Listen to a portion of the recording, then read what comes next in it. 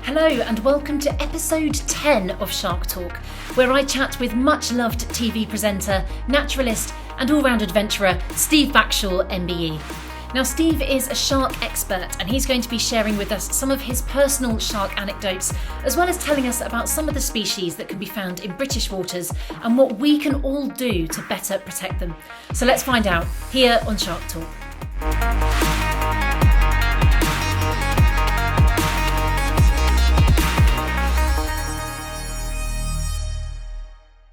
Steve, welcome to Shark Talk. I am really looking forward to talking to you all about sharks, of course, but also to hear about the many adventures and experiences that you've had, or even just a few of them. I know there's so many. So thank you for coming on the show. You're very, very welcome. As it happens, I'm in quarantine right now after my last expedition, so I have to spend 2 weeks at home. So the timing is absolutely perfect. And of course you are. Of course you're fresh back from an expedition. It makes absolute sense. I think the best place to start, actually, in my first question is, why sharks? I mean, you've hosted countless wildlife programmes and met all sorts of weird and wonderful creatures. You've even discovered some new species as well. So what is it about sharks that's earned them a special place in your heart? I think they have a special place in many people's hearts. In fact, something that I've noticed from making programs for the last 20 years in natural history is that sharks appeal to people who don't even necessarily realise that they're interested in wildlife. Sharks appeal to people who have no interest in conservation or would never watch a program about blue tits and goldfinches. But that universal primal fear that sharks appear to instill in many of us, whether that has been stoked by the media or not, it's something that I think hooks into an awful lot of people, and it certainly hooked into me when I was a kid, when I had my very first encounter. But the longer that I spent studying them, being around them, working with them, the more I found their story one of constant surprise, constant revelation, and the more I learned that this complex group of animals, which date back before most of the animals we consider to be primitive and ancient, had so much to offer in terms of its biology. I felt like I could carry on studying sharks for 1,000 lifetimes and learn something new every single day. So to begin with, I think I was probably hooked in by the things that hook in so many people. You know, the big teeth, the fear of the unknown, the fear of dark seas and big animals that can take chunks out of you. And then the longer I spent studying them, the more it became about these super sensitive creatures that have powers beyond our understanding, that have been around since long before the dinosaurs and may not be here that much longer if we don't pay considerable heed. This fear that you're talking about, as you say, it kind of plays both ways, doesn't it? Because it's that fear that gets so many people initially interested in sharks, and then you can convert that interest into a passion and advocate for sharks as you do. And for some, that fear obviously goes against them. I think we're slightly getting over that sort of misrepresentation slowly now, but it is interesting, isn't it, that it's kind of a double-edged sword. I would love to. I'd love to be able to agree with you on that. We made a series 2 years ago now. Was it last year even? Blue Planet Live. Yes. My segments were all about sharks and shark conservation, and it was to a BBC One audience, so prime time. So not really pitching to us, not pitching to my peers and people who are already interested in biology, and the people that I see around me all the time who, as you say, are already converted. We were speaking to an audience that otherwise would have been watching EastEnders. And the overwhelming thing that we got back from that programme, more than any of the intricate details about food webs or shark conservation, the overwhelming thing that came back was, I didn't know you can get in the water with a shark and not get eaten. And I thought that, like you, I thought we were way past that. I thought that, you know, that time was gone and past. It is not. Wow. The vast majority of people in this country, and certainly around the world, sharks are an animal that you get in the water alongside them and you get eaten, full stop. Most people know nothing of the challenges facing sharks. They have no idea that there are well over 400 different species and half of them would fit in your pocket and, you know, are no possible threat to us as human beings. Actually, public awareness of what sharks are is still just as backward as it was when Jaws first hit our screens. That is so interesting. And you know what? That kind of suggests that I've been living in a little bit of an echo chamber, which is easy to do in social media, isn't it? And it's not just social media. The people that you work with and you surround yourself with. I know that you're wearing the Bite Back T-shirt right now. Yeah, absolutely representing. My friends, like your friends, want to go and dive with sharks. That is their idea of a great weekend. And actually, that is not the way that most people think about sharks around the world. And I think that's that is a really important thing to know. It was a massive surprise to all of us, and we were certainly intending on that series on really getting way below the surface on the many elements that are facing sharks around the world. Not just the obvious topics of finning, but getting into cosmetics and bycatch and into hidden shark products that we may never know about. But it became very obvious from program one that people weren't going to engage on that kind of level. Actually, all we needed to do was say, look, sharks are actually lovely, and they're not necessarily going to bite you, and that was enough. And actually, that was the take-home message for the vast majority of people that watched that series. Now, obviously, in the media, we are always picking and choosing our audiences and picking our message to connect to a specific audience in a specific way. So, that's not always going to be the way that I will make my programs about sharks. And I so hope that I get the opportunity to tell that far more complex and very important message. But I think that I find myself saying the same things on screen about sharks over and over again, quoting the same statistics and coming up with the same personal history to show why I love and don't fear these animals. And I thought I was done with that 10 years ago, but we're not. That is such an incredible insight, because I agree. You hear so many people, we're all singing from this hymn sheet and you just think it's getting out there. But as you say, it's clearly, we've got more work to do. We really have. And, I'll take that message from you as a bit of extra motivation, actually, because sometimes you do sort of think, okay, the tide is turning. Where else should we focus, our messaging? But to know that is very important. And actually, just quickly, before I move on to the next question, saying that we've got more work to do, you've got a series coming out, haven't you, on Sky Nature, I think it is. My goodness, you're well prepared. Of course. Well, I will do my homework. Yes, I absolutely have. Yeah. So as soon as my quarantine is finished from the last expedition I've just got back from, I'm heading out to.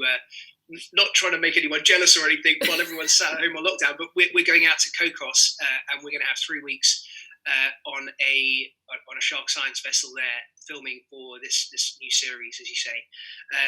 And this series, the drive of this series, is to try and provide the complete picture. So it is about sharks from prehistory to now to their future, to all of the challenges that face them right now, to every element of their biology. And we have that time on screen to be able to contemplate some of those things in a bit more breadth. Just backtracking a little bit to what you were just saying before, I think that we in the media have a really important part to play in this area of conservation. The simple messaging that is required to speak to a lot of people and have an impact is very difficult on a lot of elements of modern conservation. With sharks, it isn't. It's a simple sell. It's a simple story. And those are the tales that work best in the media. And I really think that we have a potential to make a difference.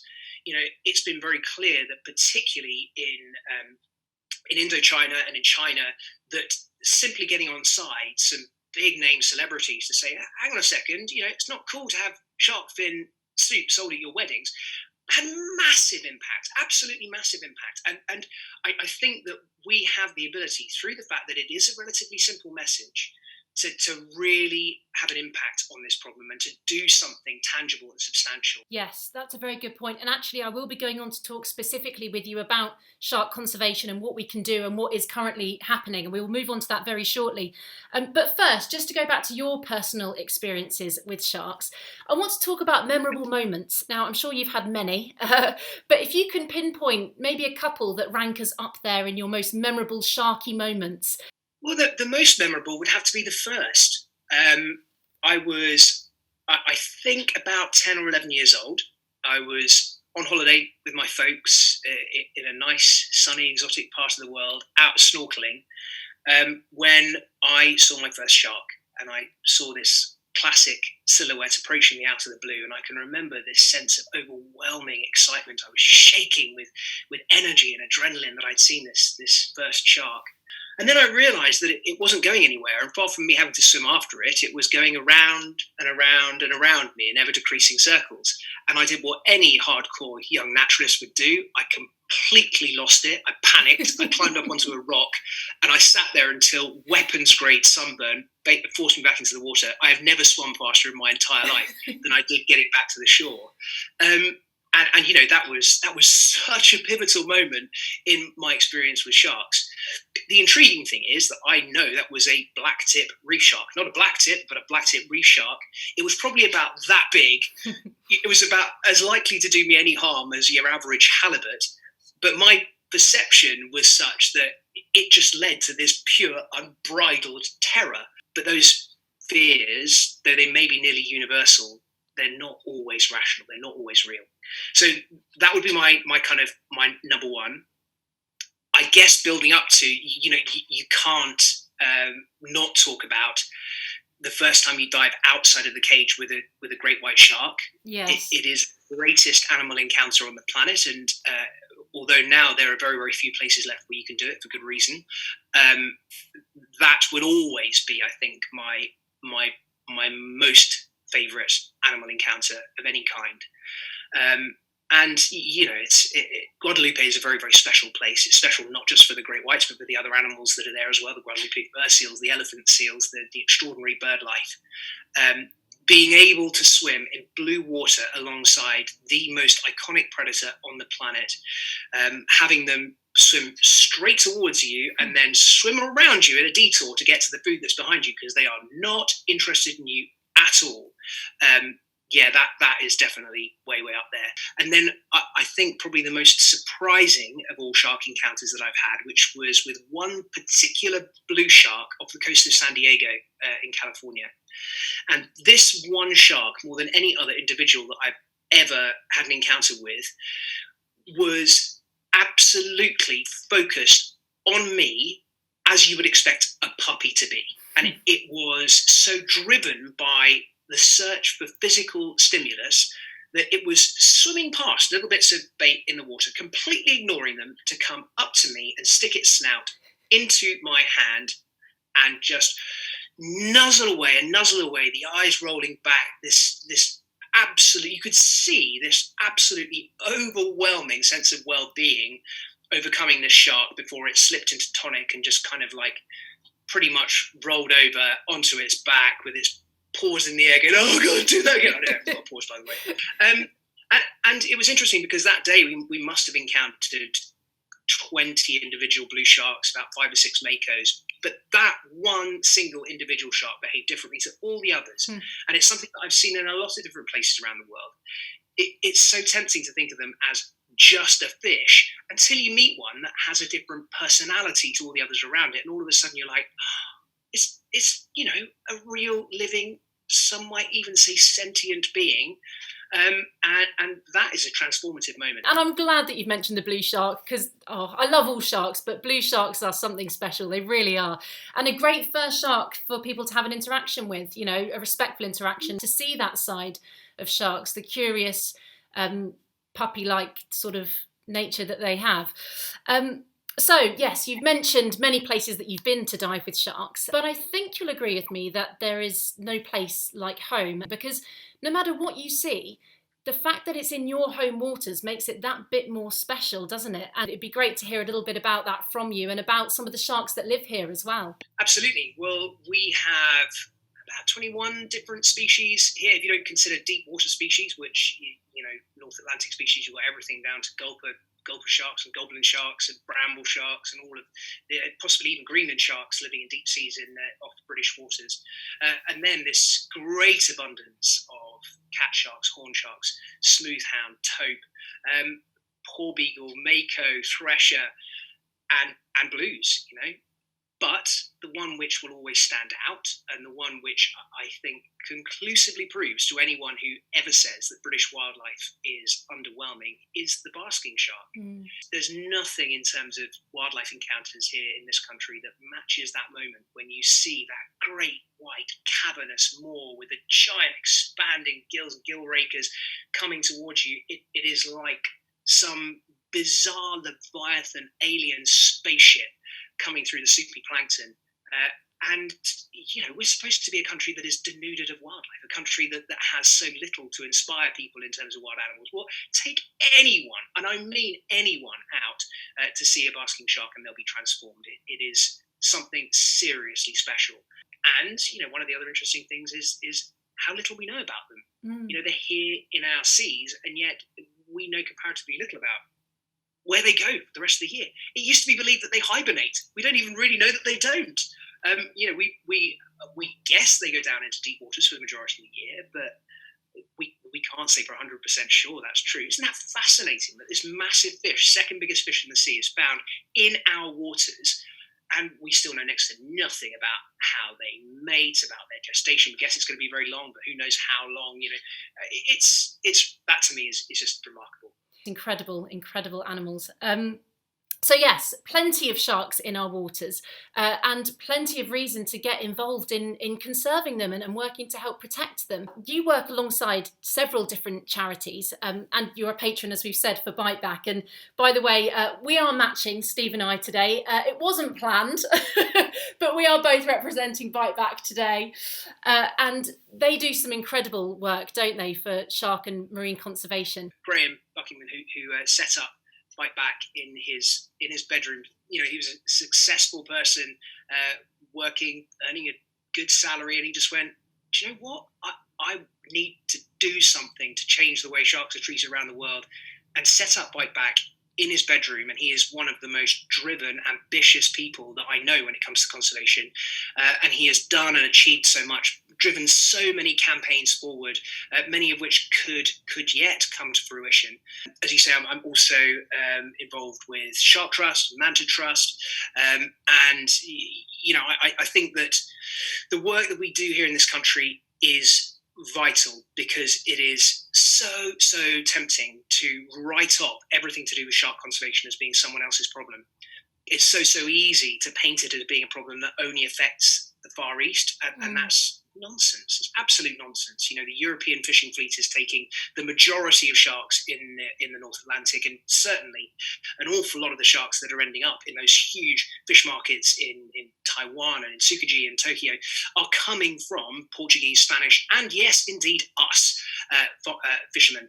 And I, as I'm sure you have stood on many a dock here in this country and seen crates and crates and crates of taupe and smoothhound and other cat sharks that are just there, probably going to end up in fish and chip shops labeled as something else. We still have products containing shark cartilage and squalene on our shelves in our shops here in this country, and we still have plenty of restaurants that still sell shark fin soup.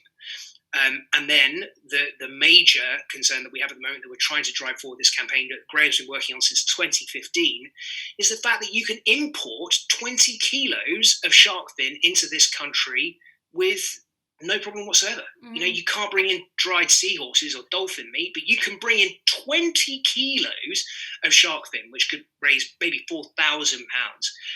Doesn't make any sense. It's one of those things that is driving or continuing to allow this ludicrous trade to continue. So we need powerful advocates on our side. I've had the pleasure of talking to George Eustace when he was at Fisheries about this, to Michael Gove when he was Secretary of State for the Environment on this topic. I believe that you're hoping to speak to Zach Goldsmith about it in person as well.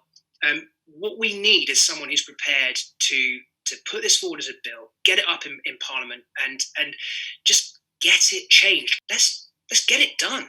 So there was a petition circulating that has got over 100,000 signatures. So that means that it can be potentially discussed, debated in Parliament. So it's one step closer, but we're not there yet. It needs to get over the line. And I want to know, from you, Steve, what do you want to say to the government about this particular issue? Why is it so important that we address this 20 kilogram personal allowance of shark fin being brought into the UK?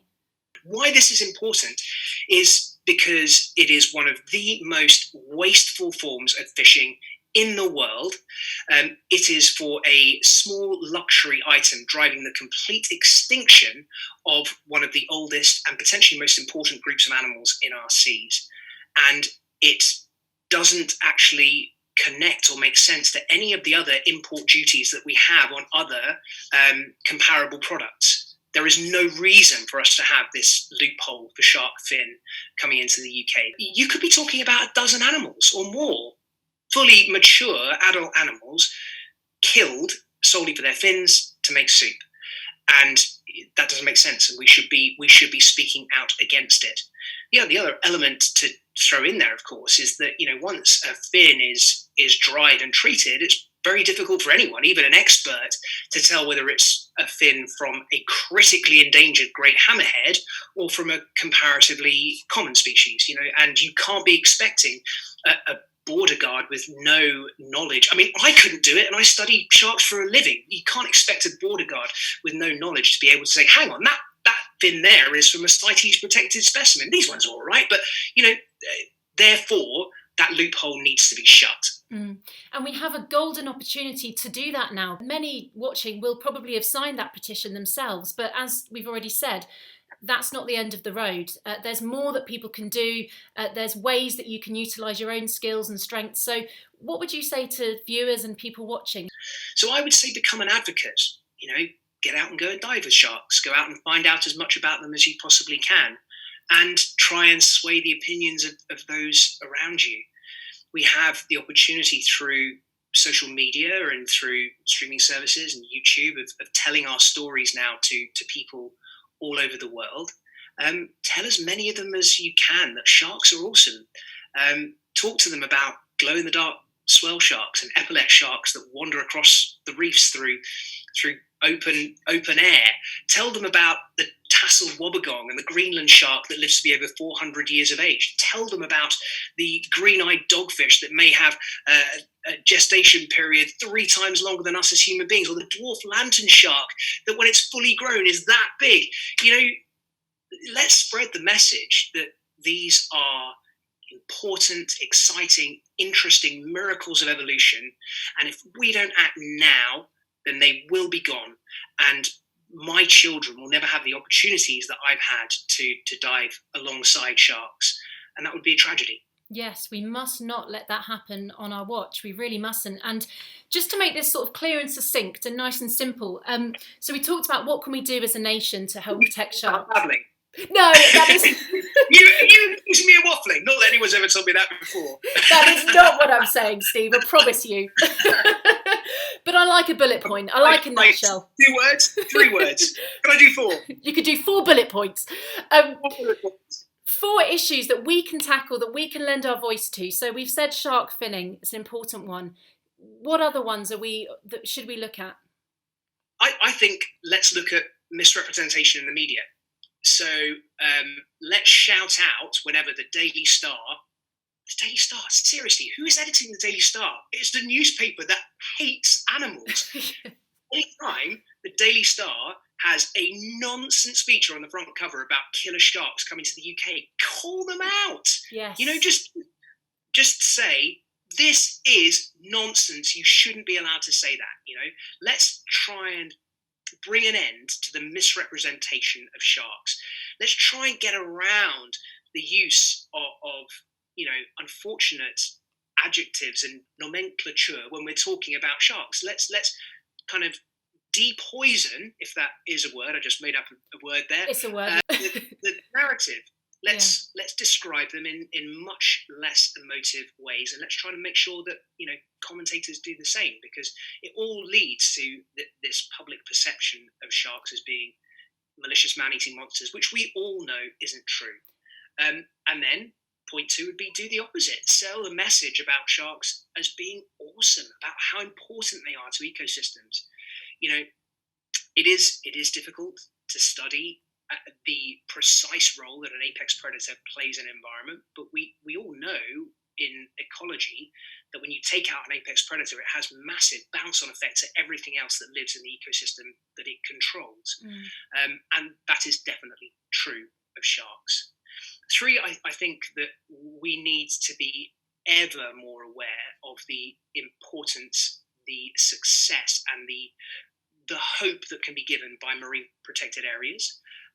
They work. They absolutely work. Even small ones, if they're strategically planned, can have enormous importance. And no-take zones are huge, not just for conservation, but for fisheries as well. We have such a tiny proportion of our seas. The numbers escape me off the top of my head, how little of British seas are protected. It needs to be more. It has to be more. And that's something, again, that we should be, now that we are out of the EU, we should be driving to do, is protect as much of British seas as we possibly can. And then the 4th thing is activism.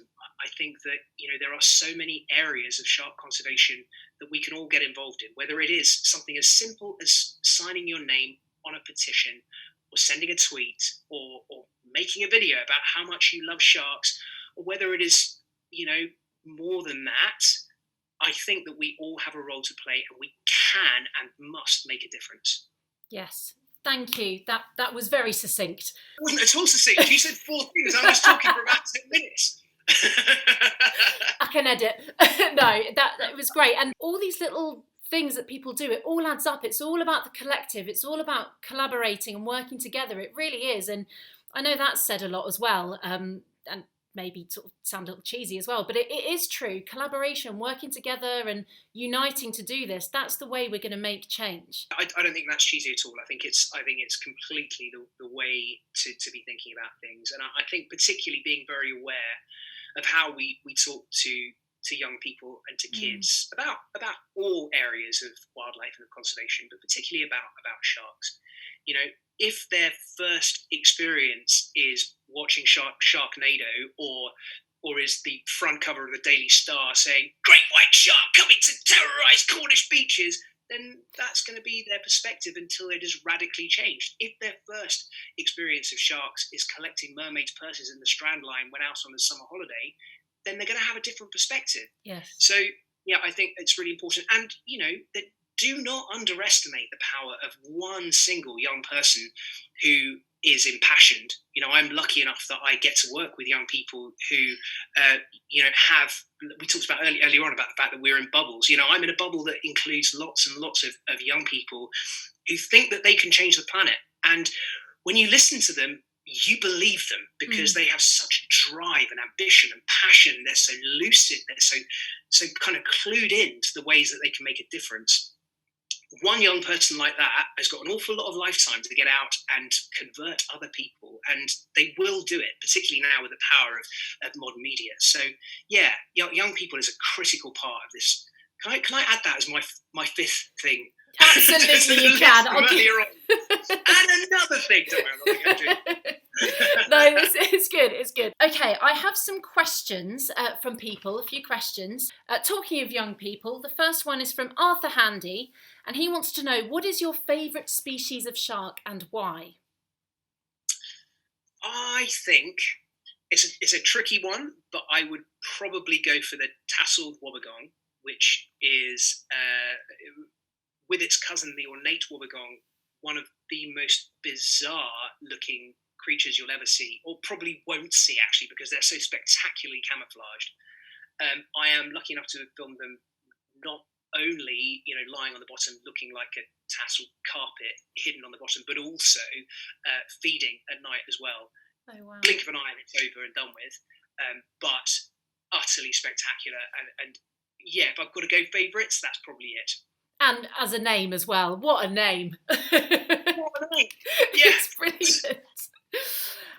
Okay, next, from Sean Brostrom. Roughly how many species of shark can be found around the UK?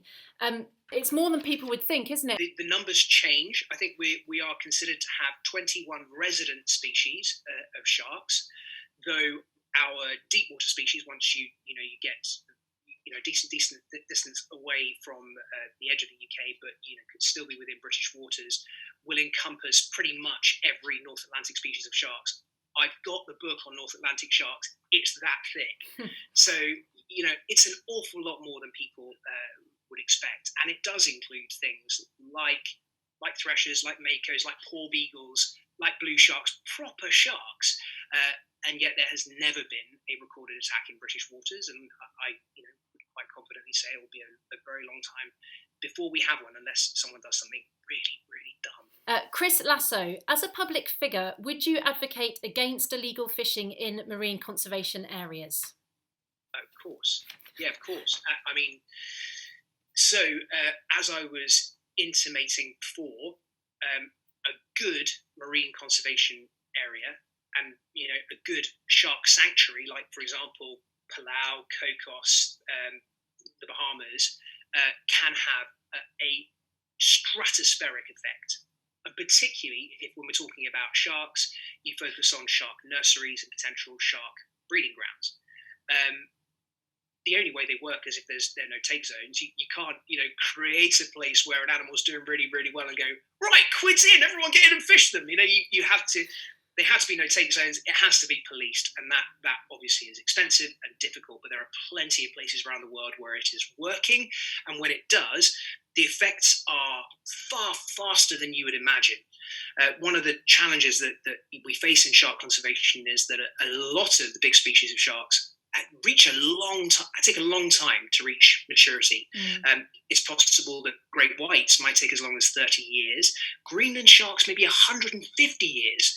So that's an awful long time that you have to protect a shark in order for it to have any chance of reproducing. And yet, many shark sanctuaries that have been set up in the last 20 years are already stuffed with sharks. So, they work, but they have to be policed. I love that image. Sorry, stuffed with sharks. That is the best image in my head. I love that. But it's so heartening, because we've been primed now to think the time is now, we need to act. There's so many catastrophic things going on, and that is very true. But you need that hope to think we can turn this around, and that's proof. So that is very, very good to know. How do you think we can motivate people that don't get to do these things that you get to do and see the things you get to see? How do we get people to engage with these sorts of issues? That's a really, really good question. One of the very, very first messages that my first ever boss at National Geographic told me when I started working for him was, know what you're selling. It's very, very simple, but you need to understand who your audience are, how to speak to them, and how things differ.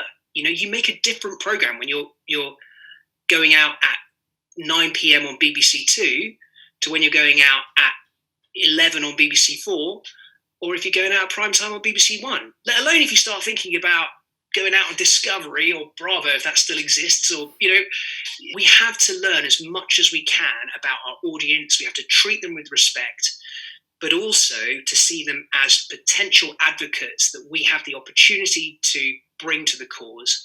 And I think the more we can do that, the more we have power, and we have real power. And I just think that we need to know that, and we need to use it right. Oh, well, absolutely. And on that note, Steve, it's people like you that are really helping to get the message out there, spread the shark positivity. And again, just thank you so much for coming on the show to do that and to tell us a little bit more about the causes of some of these sharks and how we can protect them. So, Steve, thank you so much. Thank you. Goodbye, everybody.